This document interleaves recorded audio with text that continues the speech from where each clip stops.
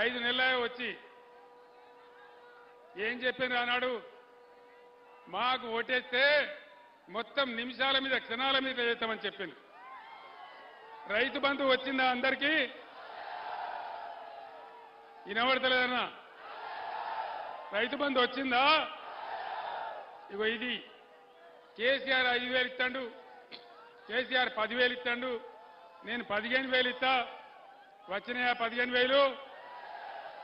2 లక్షల రుణమాఫీ అయ్యిందా? గోవిందనేనా? గ్యారంటీగా. వడ్లకు బోనస్ ఇస్తాను రా, వడ్లకు బోనస్ 500 రూపాయలు ఇస్తాను రా. ఆడపిల్లలకు స్కూటర్లు కొనిస్తామన్నారు, కొనిచ్చాను. స్కూటీలు రాలే, కానీ లూటీలు అయితే వస్తున్నాయి. కళ్యాణ లక్ష్మి కేసీఆర్ బట్టి 1,00,000 రూపాయలు ఇస్తాడు, నేనైతే తులం బంగారం కల్పిస్తాడు. తులం బంగారం వచ్చిందా? ఎవరికి రాలే.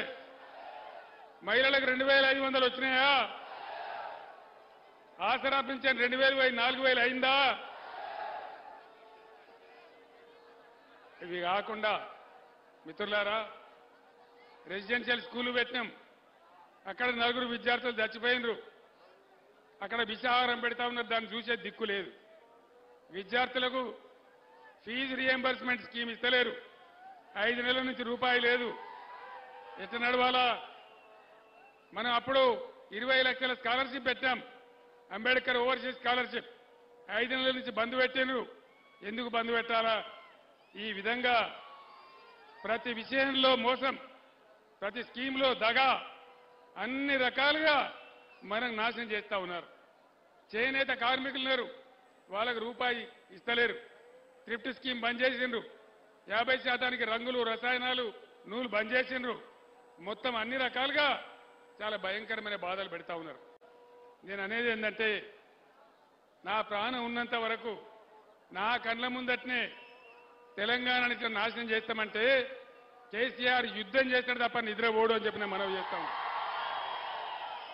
ఆనాడంతా కష్టపడి నా ప్రాణాలకు తెగించి నేను చచ్చిపోయినా పర్వాలేదని ఆమరణ నిరాహార దీక్ష చేసి మీ అందరి తోడుగా నేను ఆనాడు తెలంగాణ తెచ్చిన. తెలంగాణ నా కళ్ళ ముందటనే నాశనం అయిపోతే చూస్తూ ఊరుకోవన్నా?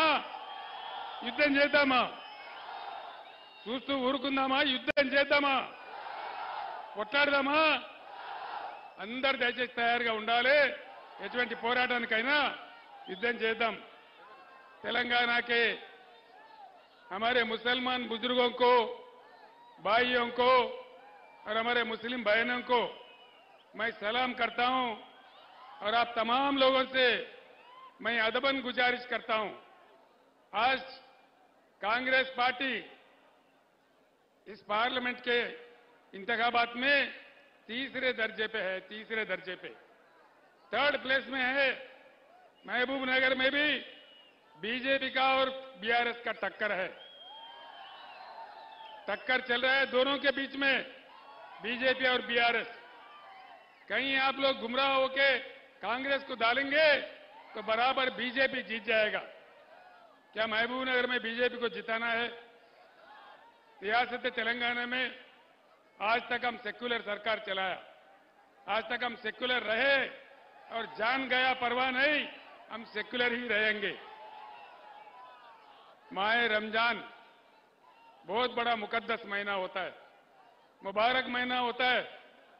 हर रमजान में मैंने हमारे गरीब मुसलमान भाई और बहनों के लिए तोहफा भेज रहा था। क्या इस बार रमजान में तोहफा मिला? क्यों नहीं मिला? क्या वजह है? इसके पीछे कौन है? ये क्या इंसाफ है? आप लोग जानिए, हिंदुस्तान में पहली बार, पूरे हिंदुस्तान में पहली बार हमारे मसाजिद में अजान देने वाले मौजम साहब को और हमारे तमाम लोगों को नमाज पढ़ाने वाले इमाम साहब को पहली बार हिंदुस्तान में हमने तनख्वाह दिया। किसी ने दिया? कभी देखा हमने तारीख में? किसी के पास दम मत नहीं था, डरपोक लोग थे। यही कांग्रेस हमारे से पहले 50 साल हुकूमत किया, क्या उन्होंने दिया? गौर कीजिए, उस दिन भी तेलंगाना के लिए मैं अकेला ही चला था जानिबे मंजिल, मगर लोग आते गए, कारवां जुड़ता गया।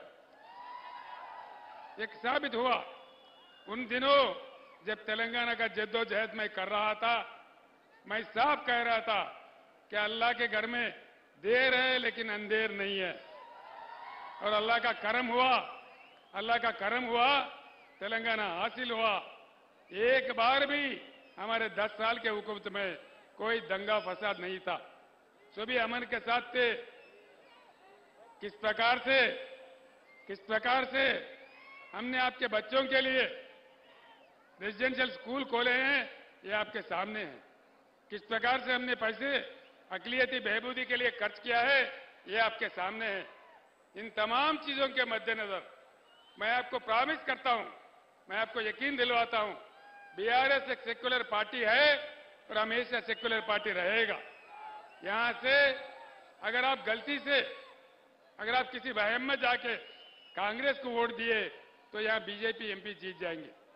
बीजेपी एमपी जीतना हमारे लिए अच्छा नहीं है, इस रियासत के लिए अच्छा नहीं है। इसलिए मैं आप तमाम लोगों से अदबन गुजारिश करता हूं कि जरूर श्रीनिवास रेड्डी साहब को जिताइए, ये सेक्युलर आदमी है। సోదరులారా, ఇలా బీజేపీ కాంగ్రెస్, నేను ఒక్క మాట చెప్తా, బీజేపీ వస్తాడు, కాంగ్రెస్ వస్తాడు, బీఆర్ఎస్ బీజేపీకి బీ టీం అంటాడు. వీడు వానికి అంటాడు, వాడు వీనికి అంటాడు. కానీ మొన్న భువనగిరిలో ఏం జరిగింది? భువనగిరి మున్సిపాలిటీలో బీజేపీ కాంగ్రెస్ ఇద్దరు కలిసి బీఆర్ఎస్ మున్సిపల్ చైర్మన్ తీసేసి ఇవాళ అక్కడ Congress municipal chairman, BJP vice chairman, ఇది జరుగుతూ ఉంది. కాబట్టి మీ అందరినీ కోరుతా ఉన్నా, ఈ రెండు పార్టీలు ఏకమై ప్రాంతీయ పార్టీని దెబ్బతీసి ఇక్కడ వాళ్ళ ప్రాబల్యం మెచ్చుకునే ప్రయత్నం చేస్తా ఉన్నారు. ఈ ముఖ్యమంత్రి ఏమయ్యా ముఖ్యమంత్రి, నువ్వు చేస్తలేవు అమలంటే కేసీఆర్ నీ గుడ్లు వీకి గోటీలు ఆడుకుంటా, కేసీఆర్ నీ పేగులు వీకి నేను మెడలేసుకుంటా, నీ ముడ్డి మీద ఉన్న షెడ్డి గుంజుకుంటా, నిన్ను గొంతపోయి చెర్లపల్లి జైల్లో వేస్తా. ఇది మర్యాదనా?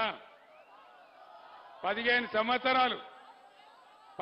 సంవత్సరాలు అన్నం తిన్నమో, అటుకులు బుక్కినమో, అందరం కలిసి కొట్లాడి తెలంగాణ తెచ్చి దానికి నాయకత్వం వహించింది నేను.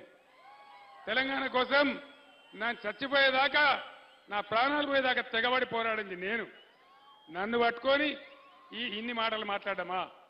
10 సంవత్సరాల పాలన ఎట్లా ఉండే? కరెంట్ ఎప్పుడైనా పోయిందా? ఇవాళ వస్తుందా? అంటే ఏం దుర్మార్గం ఇది? శాతనైతే లేదా? ఇవాళ ఏంది? ఒకడేమో, ఒక పార్టీ ఏమో దేవుని పేరు చెప్పుకొని ఓట్లాడుతుంది, ఇంకో పార్టీ ఏం చెప్తుంది? ఇవాళ దేవుని మీద ఒట్లు పెట్టి ఓట్లాడుతుంది. యాడికోతాడ దేవుడు మొక్కాలి.